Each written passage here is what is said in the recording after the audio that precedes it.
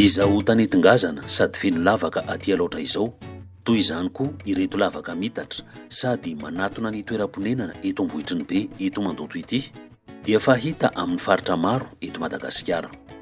Hatraizahtraiza manerana nosy dia ripaka ny ala, ka ondriaka ny nofotany, makiana sady miala ny tsiro ny tany.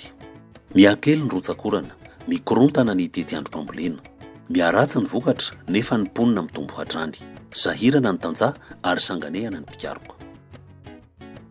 10 novambra rehefa isasaka, mbola tsy misy fambolena ray fototra mitsatoka azy eto amin'ny tany. Taloha nefa tamina boiboy anay zany,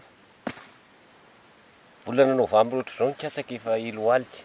Amin'izao fotoana izao dia latsaka ambany ny tandrotsakorana zany raha jerena tamin'ny taona lasa teo eo zany dia hita hoe latsaka izay. Eo amin'ny hafanana indray dia hita fa miakatra.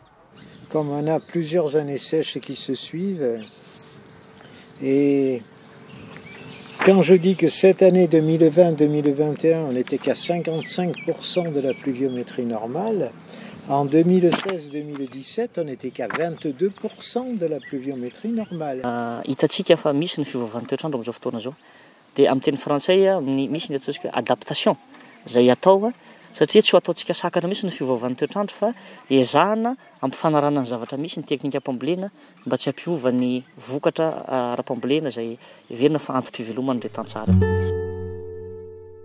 Ny vahaolana dia ny fanovana sy famolana teknika am-pambolena mifanaraka amin'ny toe-java-misy sy ny toe-tany amin'ny faritra tsirairay, ahafahana miatrika ny fiovaovan'ny toetrandro. Anisan'izany ny agroekôlôjia. Ny agroekôlôjia zany dia fomba famokarana izay ampiasaina hoetra mamokatra sady mitaiza amin'ny tany. Zany hoe raha fehezina ilay izy dia mitsinjo ny taranaka mifandimby. Ny agroekôlôjia tsy fambolena fotsiny fa ao anatiny eo daholo na fambolena na fiompiana ary indrindrandrindra ny fitaizana ny ala, famboleka-kazo, ny ala vadim-boly etc. Ahafahana mampihatra sy manaparika ny agroekôlôjia manerana ny Madagasikara dia misy ny tetikasa PAPAM eo anivon'ny Ministeran'ny Fambolena sy ny Fiompiana. Tanjona ny hampitombo ny vokatra, arindra amin'ny fikajena ny tontolo iainana sy ny roivoary, hanatsara ny farim-piainan'ny tantsaha ary hahatonga ny Madagasikara hahavita tena amin'ny sakafo. Mamatsy vola ny tetikasa PAPAM ny Agence Française de Développement. Ny tetikasa PAPAM dia tetikasa anankiray eto anivon'ny ministera misahana amin'ny fambolena sy ny fiompiana izay vatsian'ny Agence Française de Développement vola. Miasa eo anivon'ny faritra efatra ny tetikasa PAPAM dia ny faritra Vakinakaratra, ny faritra Atsimo Atsinanana, ny Vadivavy, Fitovonany teo tambatra moa zany fa mizara roa izy ankehitriny, ary ny faritra Laotra Mangoro. Ny tetikasa PAPAM aloha zany dia efa niatomboka tamin'ny taona 2024 ka hatramin'ny 2024 izy raha ny efa nivinavinaina hatramin'ny voalohany zany hoe efa taona. Ny tanjon'ny tetikasa moa zany manamafy sy manatsara n'ilay vokatry ny tantsaha izay zany, mampitombo ny vokatry ny tantsaha ary indrindraindrindra ihany koa mampitombo ny fidiram-bolan'ilay tantsaha eo amin'ny fanaovana sy fampiarana ny teknika agroécologique. Et à Madagascar, l'AFD travaille sur ces thématiques depuis une vingtaine d'années maintenant.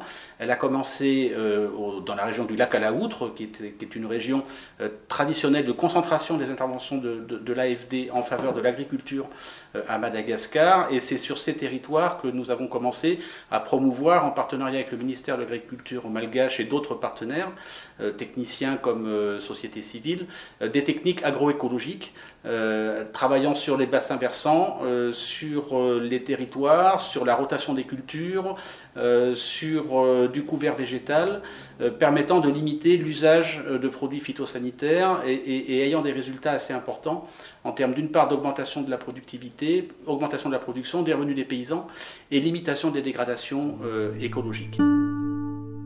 Ny PAPAM dia misy rantsana telo, ka ny rantsana faharoa no misahana ny fanapariana ny agroekôlôjia ary miantsehatra any amin'ireo faritra efatra amin'ny alalan'ny sehatra asa maro.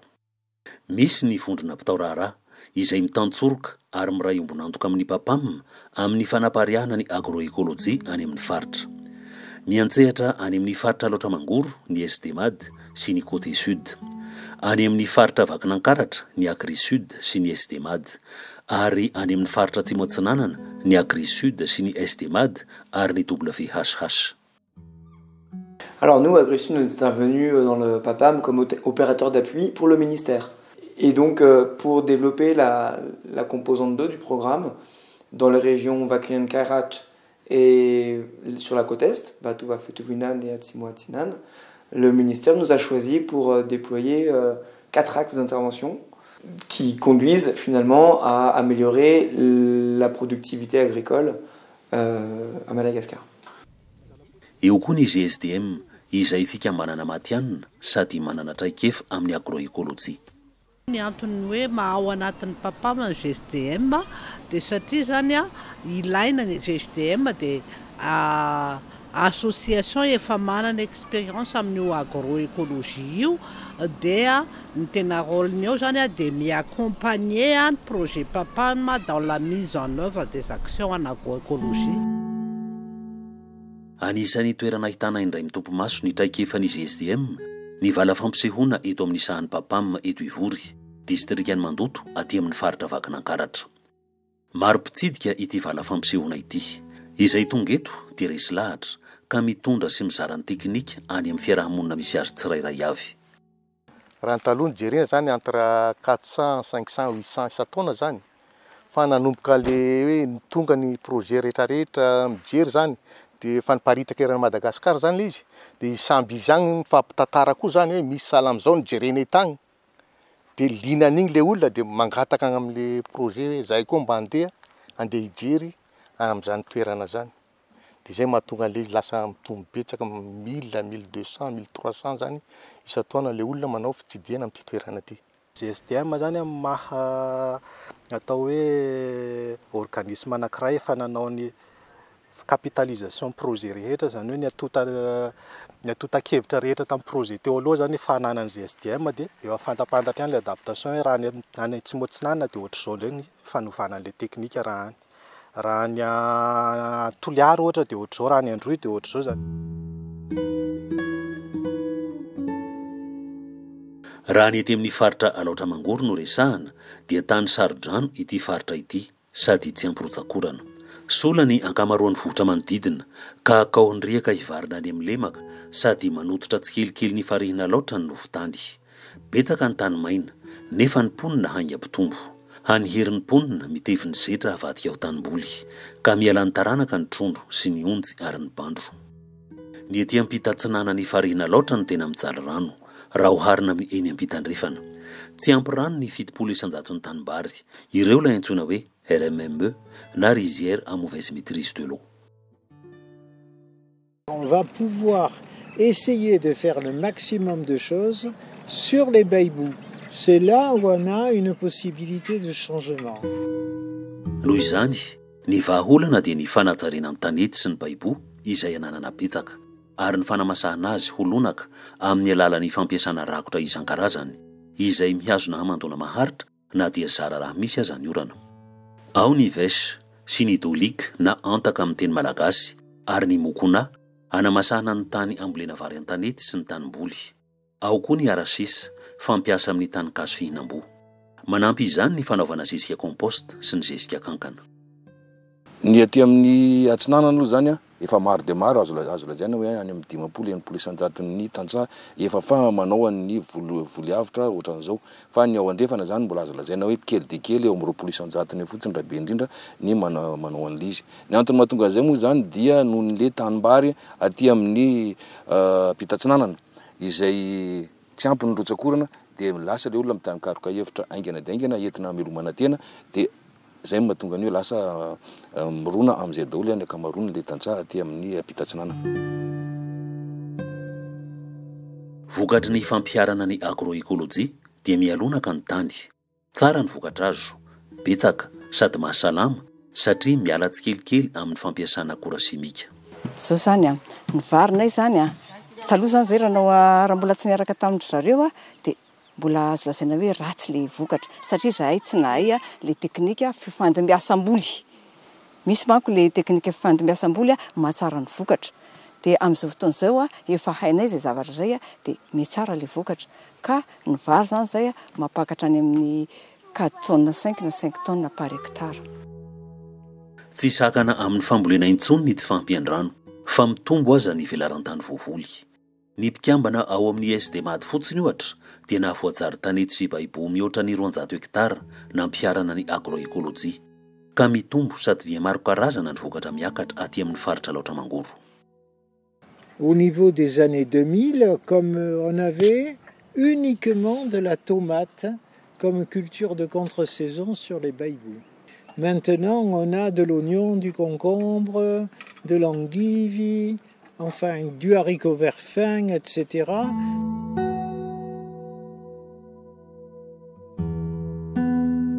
Aty amin'ny faritra Vakinankaratra izay malaza ho tany lonaka dia efa mialany tsiro ny tany ankehitriny sady mihatery ka ny fampiarana ny agroekôlôjia, ny rakotra, ny fialana amin'ny fampiasana akora simika amin'ny alalan'ny ady gasy iarovana ny voly amin'ny bibikely ary ny fanaovana komposta sy zezika kankana dia manatsara sady mampivelatra ny sehatra asa fambolena sy ny fiompiana ka mampitombo ny fidiram-bola ny tantsaha. Para tany 20 tara tamin'izay a dia 3 kitapy no azoko tamin'ny voalohany dia tsy foako sy telo izy dia niakatra dia ny afarany lasa nisy taonina ray ny vary niakatra teo amin'ny tany. Dia na dia eo aza le mahavilambilana kely ny rotsakorana iarahantsika mahita dia mahita vokatra farany ambany zany eo amin'ny 4 taonina isan'ny hektara mahita vokatra manodididina ny 5 taonina isan'ny hektara amin'izao fotoana izao. Ny fahombiazan'ireo tantsaha mampiatra ny agroekôlôjia dia misarika ny manodidina.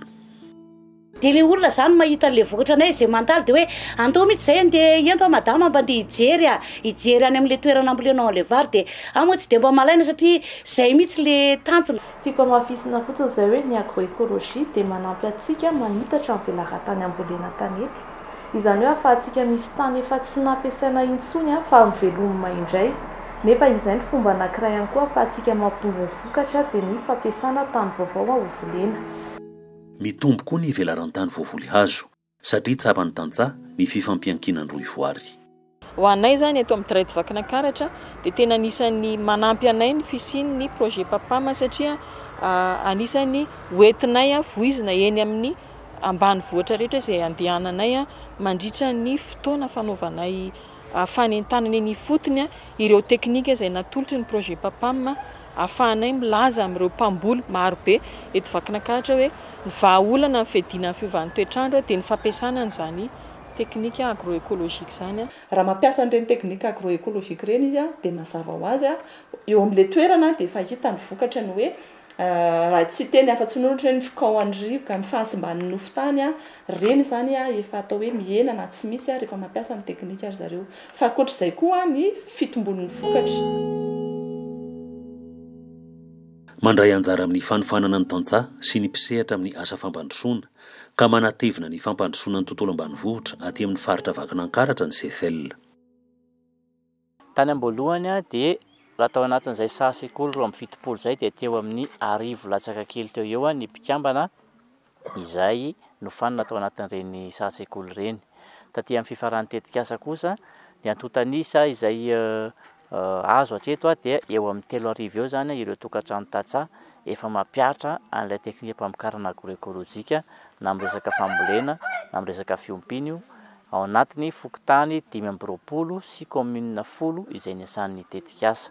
Raha resaka antsika hoe ny impact ny projet dia betsaka ny olona no hitako hoe mivoatra rehefa mandeha terrain zany zay dia misy olona tena hoe manaraka le tena toromaritra amen'le mpanao tatsorika hitanay mihitsy ny fivoarana dia na ny lehilahy resy lahatra zay tsy manao hoe tonga dia mijanona daola koa repotaroposy fa misy mody.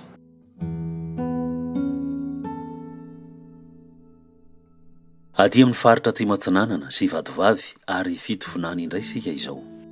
Mampiavaka ny fanaparianany agroekôlôjia aty amin'ny tapany Tsimatsinanana nosy ny fampiasana rakotra sy ny fanaovana alavatim-boly ka ampivadiana amin'ny voly fihinana toy ny kaja na mangahazo sy ny bokala na vomanga karaoty izay vokatra anatin'ny 3 volana ny volo fanondrana toy ny kafe izay efa nahazatra nefa mikorosovahana sy ny lavanila ary ny jirofo izay vao nampidirina taty aorindrina amin'ny alalan'ny fanaovana basket compost. Niakatra be ny vokatra ampisakafo ny mponina. Tena mety aminay fambolena anazy satria ma tena mety anay aminazy zao tena mahazo vola izy tena mahazo vokatry sady voky vokatra azonay aminazy tsy mahita mosary.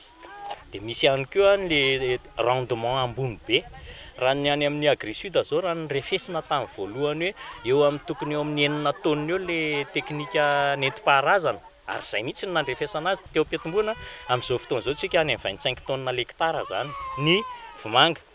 Ohatr'izay ihany koa ny mangahazo izay foto-tsakafon'ny olona aty dia raha io zany resantsika le mangahazo ohatra 9 tonnes tany hoany vinavina men'ny DRAEP aty sy ny hita hoe amin'ny traditionnel amintsika amin'ny teny zao zany izy efa 35 tonnes 900. Dia ny zavatra hita koa azo andrefesana anazy ny faharetan'ny période de soudure na vanim-potoana sy mampisy sakafo. Taloha zany eo amin'ny efa bolana eo ihany ny tena ampisakafo ny olona rehefa voka-bary dia volana dia lany. Fa tao aorianan'ny tetikasa dia eo amin'ny 7 volana eo ny ampisakafo dia ny efa bolana sisa no somary mbola sahirakirana. Tsara ny vokatra satria nampianarina hanatsara valanomby sy hanao zezika compost ny tantsaha. Ezaka manokana ny fambolin-kazo hamerenana ny ala izay mbola nikitroka tany amin'ny 7 taona lasa nefa efa mazaotra ankehitriny. Ka ny akasia izay haingam-pitombo no tena pareka ty amin'ny tapany atsimo atsinanana.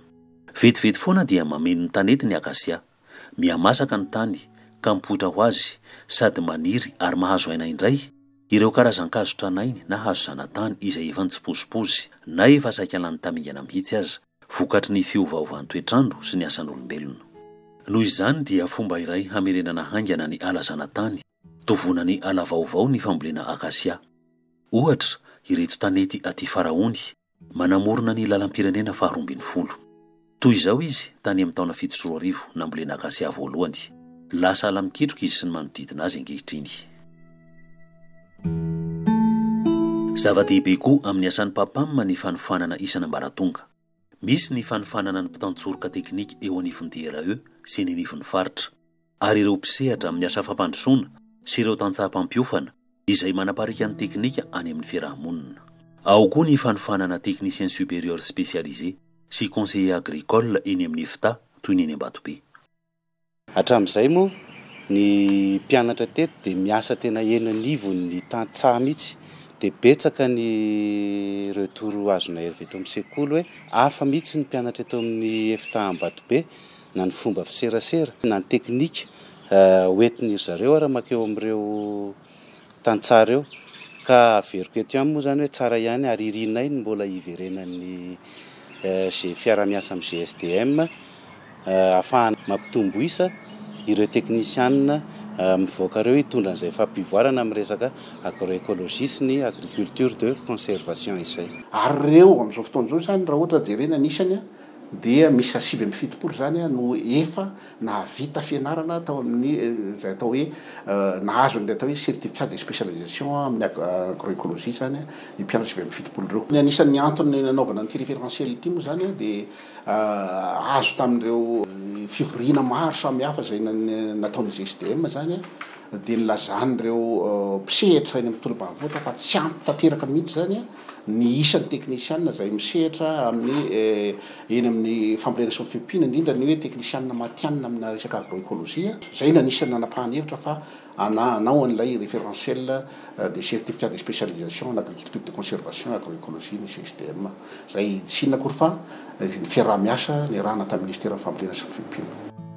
Fa anisan'ny fanavaozana nentin'ny papam ny fampidirana ny agroécologie amin'ny tontolon'ny fanabeazana. Ka misy sekoly 12 any amin'ny faritra Boiny sy ny faritra Vakinankaratra manabe ny ankizy amin'ny agroécologie. Hatramin'ny taona 724 zahay no nanomboka karakara tamin'ity resaka agroécologie ity nampita tamin'ny mpianatra ny teknikan'ny agroécologie entina hanatsarana ny tontolo iainana Hatreto aloha zany mpianatra mpiazinay dia izy mampita any amin'ny ray aman-dreny. Dia hatramin'izay taona izay ka hatramin'izao dia atao hoe eo amin'ny 700 ray aman-dreny na mpianatra zanaka teto no mampianatra an'ilay izy. Isan'ny fanavaozana sy fanatevenana lehibe nentin'ny GSTM atao anatin'ny tetikasa PAPAM ny fampidirana ny agroécologie an-tsekoly na intégration de l'agroécologie en milieu scolaire. Ny tanjona lehibe indrindra amin'izany dia ny ezaka izay atao na ny adisisika na koa hoe plaidoyer mba ampidirana ny agroécologie ao anatin'ny politika mpanjakana. Manentana antsika ankizy mba hikajy ny tontolo iainana satria tsika olombelona ihany no manimba ny tontolo iainana dia tsika ihany no mila manarina izany. Izay ankizy zao efa nianatra ny agroécologie taty am-pianarana manentana ny ray aman-dreny mba hampiatra izany koa ho an'ny taranaka fara-madiby. Ny fiovaovan'ny toetrandro sy ny fahasombako tontolo iainana dia efa miantra makoditra hoy ny fitenenana efa mipetraka amin'ny tsirairay ka zany indrindra no ahafahana miteny hoe dia mbola kely ny mpianatra dia mbola any an-tsekoly izy dia efa ezahana atao mahatsapa sy mandray an-tanana izany resaka fikolokoloana ny tontolo iainana, fikajiana amin'ny resaka ara-natiora, fambolena ara-natiora tsy tena mampiasa ny produit chimique ary ny fikolokoloana ny tany sy ny manodidina azy ary ny mifandraika amin'ny rehetra. Manampy izany ny fiofanana akademika momba ny agroécologie any amin'ny université. Anisan'ny sehatrasan'ny GSTM ny fampifandraisana ny tontolon'ny fikarohana sy ny asa fampandrosoana na recherche et développement amin'ny alalan'ny atrikasa mampifondrina ireo mpisehatra amin'ny asa fikarohana sy ny fampandrosoana. Ny GSTM koa dia mikarakara atrikasa roa andro any agroécologie mitety faritra ahafahan'ny mpisehatra isan-tsokajiny mifanakalo hevitra ary mifampizaratra ikefa. Ohatra ny roa andro any agroécologie tany Antsirabe sy tany Farafangana tamin'ny taona 2010 ary tany Ambatondrazaka tamin'ity taona 2020 ity. Ny tanjona amin'izany dia ny hampifondrina ny hery sy ny fahaizana mampahalalana iarahana miatrika ny fiovaovan'ny toetrandro. Ny tetikasa PAPAM dia singa iray amin'ny asa fampandrosoana. Mbola betsaka ny asa miandry ka ny vokatra azo tato anatin'ny 5 taona dia mitondra mankany amin'ny vinavina hanohizana ny tetikasa indray.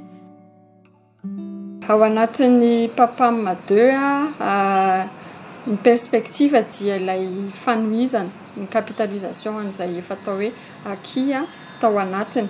Misy ihany koa nefa ny fivoarana mandeha amin'ilay lafiny hoe raha ataontsika hoe ny sehatra bebe koa tao amin'ny lafiny famokarana dia tiana atosika ao anatin'ny PAPAM 2 ny firosoana ao anatin'izay approche chaîne de valeur izay hoe ny famokarana fa atosika ihany koa ny fijerena ao anatin'izay aorinan'ny famokarana ny resaka fanodinana na ny transformation, ny resaka commercialisation amin'ny fomba ahoana ny ahafahana mijery an'izay approche chaîne de valeur izay. L'AFD est satisfaite de ce partenariat, qui est un partenariat qui s'inscrit dans la durée, c'est un partenariat qui s'inscrit dans la confiance, et c'est un partenariat qui a servi peut-être d'exemple et entraîné d'autres partenaires à travailler dans la même direction. On a commencé sur l'agroécologie, sur les périmètres irrigués, sur les bassins versants, et nous allons progressivement vers une approche plus large de ces concepts d'agroécologie et ce qu'on appelle aujourd'hui l'approche paysage